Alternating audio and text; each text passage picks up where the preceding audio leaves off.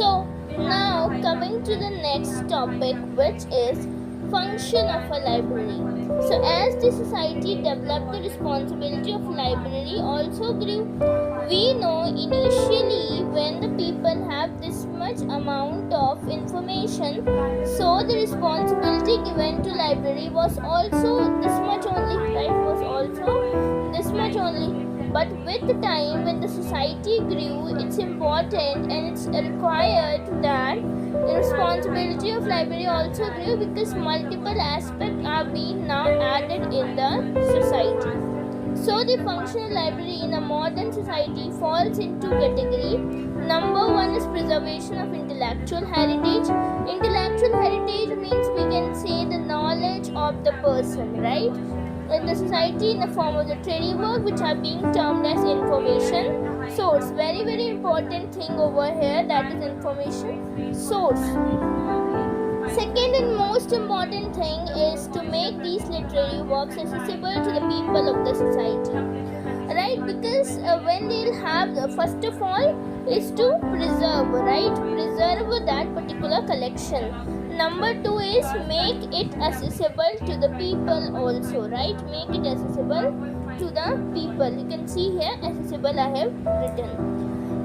So now let's have a look on the parameters of these two categories. Function of a library can be illustrated as number one, that is collection. Collection is required.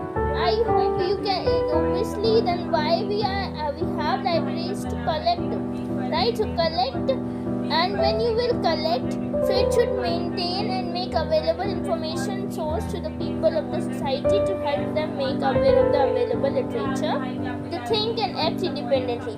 Whenever any of the individual come in the library, so it's the responsibility of a particular library that it should make aware of the available literature to that person, so that the particular person can act independently. Second is to foster, promote the dissemination of information, education, cultural heritage. Okay, so to promote the enlightened citizenship and to enrich personal life. To foster and promote the dissemination of information, because when the particular library have the information, so it should be disseminated, it should be transferred to the people, okay, for education, culture, heritage, to promote enlightened citizenship and to enrich the personal life.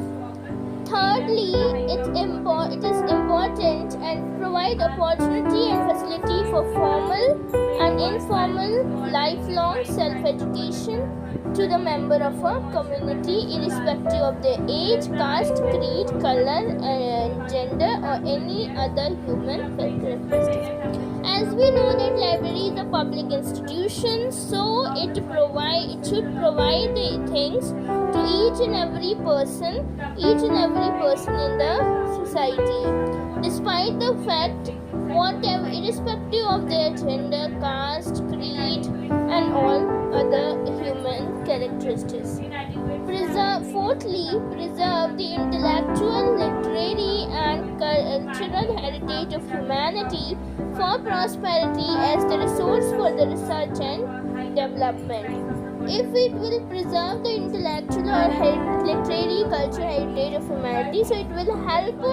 It would be like a source, it would be like a base for research and development. Fifth, its important thing is to provide reliable information. It should not be like this, that a particular library provides something unbiased material, right? The information given by library should be without any bias or prejudice, right? Then comes the sixth important thing is to facilitate advancement of culture and in the community, right? Advancement in culture should be, because we know it foster, or we can say it promote the moral, cultural values to the society, to the community. So ultimately it should facilitate advancement of the culture in the community. So overall, what we can conclude from here, that is, above mentioned function make it important institution for the development of the society. So I hope all those 6 function is